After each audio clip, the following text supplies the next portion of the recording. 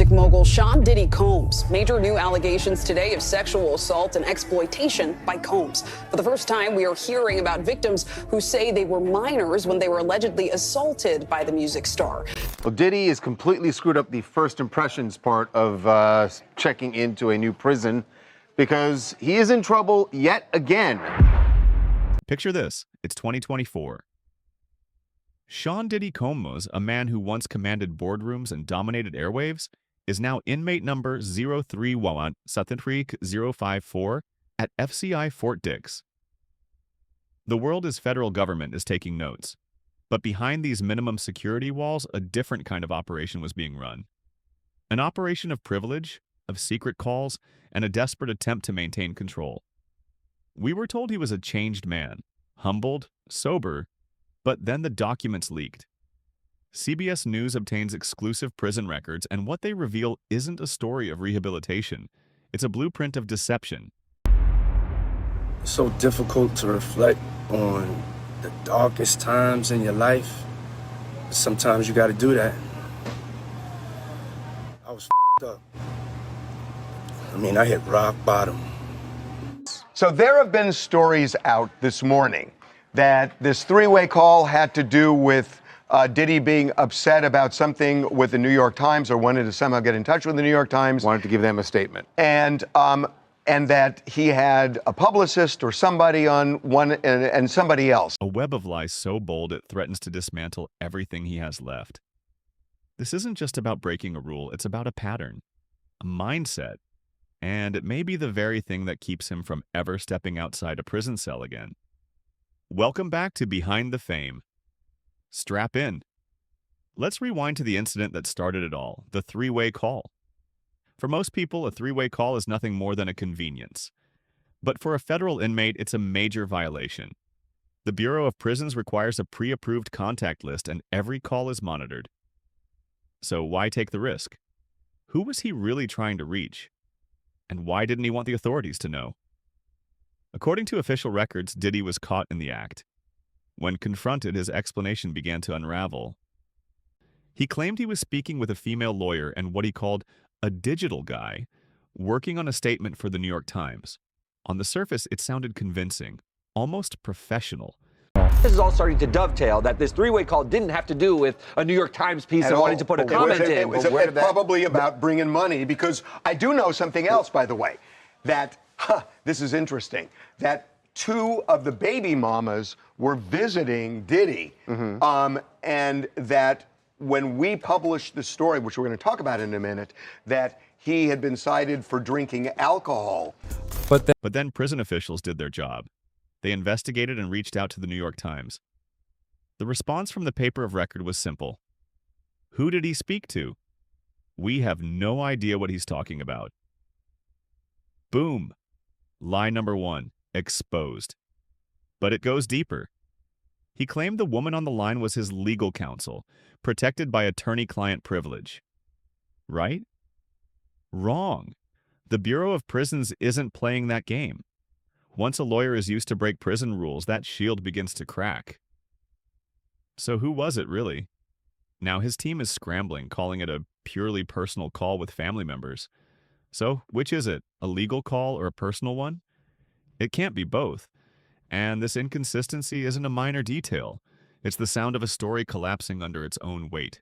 The Bureau of Prisons has moved his expected release date from May 8th, 2028 to June 4th, 2028. And these calculations are based on what good behavior credits that you have, and those will move as you have infractions. He's only been there since October 30th, but he apparently has this alcohol issue potentially and this three-way call. So let's talk about the alcohol issue for a minute, because when we published the story on Friday, we got this information from people who are connected to Diddy right now. And then came the punishment.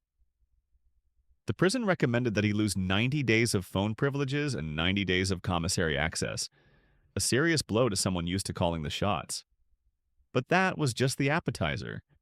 Buried in those same documents was the real bombshell, the why. According to the records, the reason was so important that he was willing to risk his privileges, his status, and his already fragile situation. He allegedly instructed the woman on the phone to bring him a bag filled with cash in singles. Let that sink in. A bag of cash in a federal prison on visiting day. This wasn't about buying a few extra snacks from the commissary. This is the currency of the underground, the way favors are paid for and contraband is obtained. And rumors began to swirl that he was attempting to replicate the same kind of system on the inside that had allegedly existed on the outside. The Bureau of Prisons has one clear rule during visits. You can pass coins, not a duffel bag full of dollar bills. If the documents are accurate, this was a bold, arrogant attempt to smuggle the one thing that could buy influence behind bars: liquid cash. This whole white party coming down with you? Oh man, it was like maybe over a decade ago. So I moved to a new neighborhood and they were like, well, what's this guy doing moving here in East Hamptons? And, and he has this estate on the water, what's going on? And it tells us one thing with unsettling clarity. Sean Combs wasn't adapting to prison life. He appeared to be trying to control it. That leads to the million-dollar question. Who on the inside was helping him?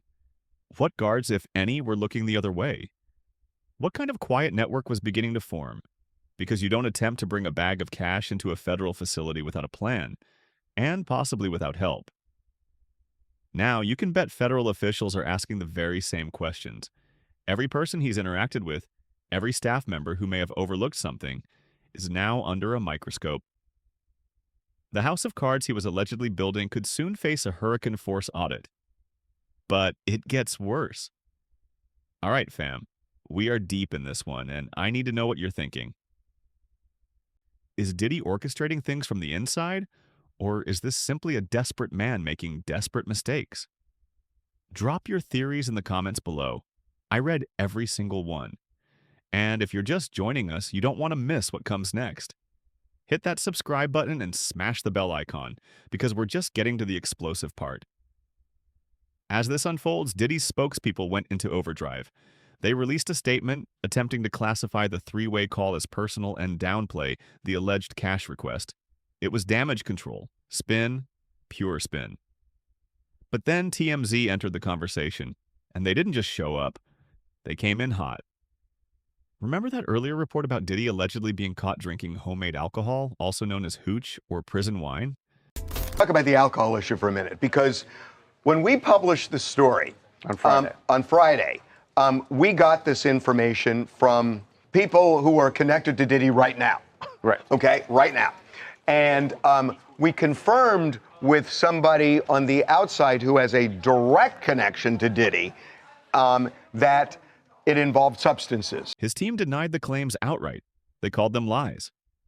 But at 10:51 a.m. Pacific Standard Time, TMZ fired back with what they described as proof.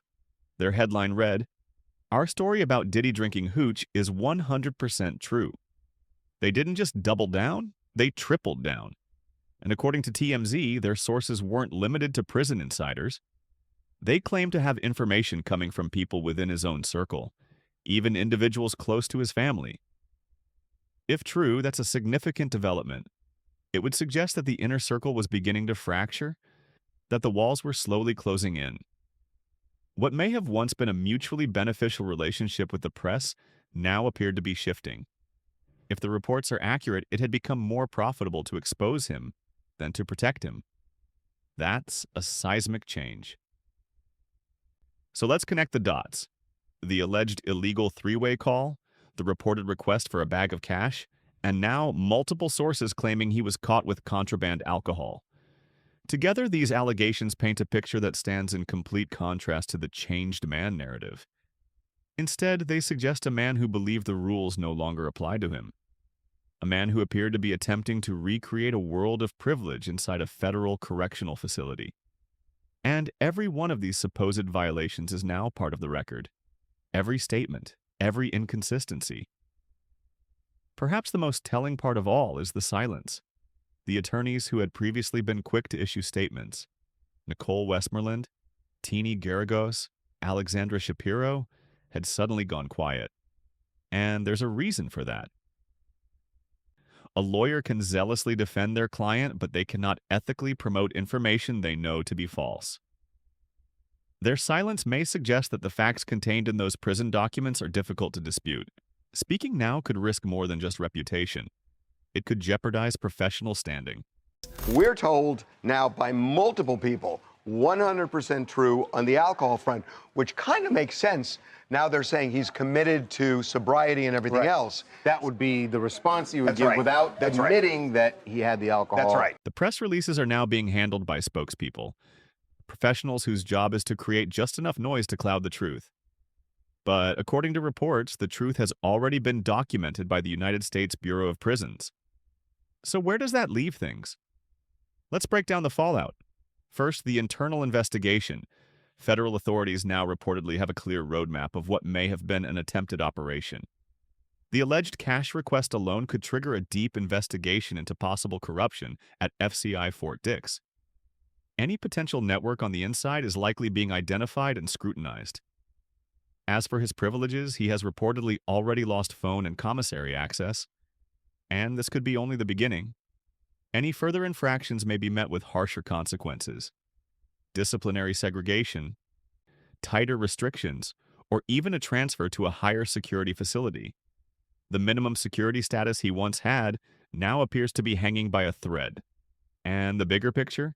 This isn't happening in isolation. The same man is still facing multiple federal lawsuits and possible future indictments. Every alleged misstep, every inconsistency, could be used by prosecutors to illustrate a broader pattern of behavior. They would likely argue that this demonstrates intent, a consciousness of guilt, and a mindset that the rules do not apply to him. The changed man narrative now stands in sharp contrast to what these documents and reports suggest. According to the allegations, illegal calls, an attempted cash drop, contraband alcohol, and misleading explanations when confronted. If true, Matias, this is not a story of reform, it's a story of resistance. And now federal authorities have a front row seat. I want to hear from you. After seeing the reports, the statements, and the contradictions, do you believe this is someone truly facing consequences? Or someone still trying to play the system? The comments are open. Let me know your take. This story is evolving quickly. Final summary. Camera on host. We started with a simple question. What happens when a kingpin enters the world of the federal system? The answer is becoming clear. The illusion of control breaks down. Statements are recorded, and the people who once stayed silent begin to speak. The three-way call was the spark. The alleged cash request was the fuel. And TMZ's claim of 100% confirmation about the Hooch was the explosion. This isn't just a fall from grace, it's the possible unraveling of an entire public identity, unfolding through documents, reports, and leaks. He may have believed he could control the narrative from behind bars, that money and influence could still build a wall around him. But if the reports are accurate, that wall has begun to crack. And on the other side stands the Bureau of Prisons, and a public that's no longer buying the story. This has been Behind the Fame. Now I want you to decide what's next. Should we do a deep dive into the exact prison rules that were allegedly broken and the real-world consequences? Or investigate the history between TMZ and Diddy?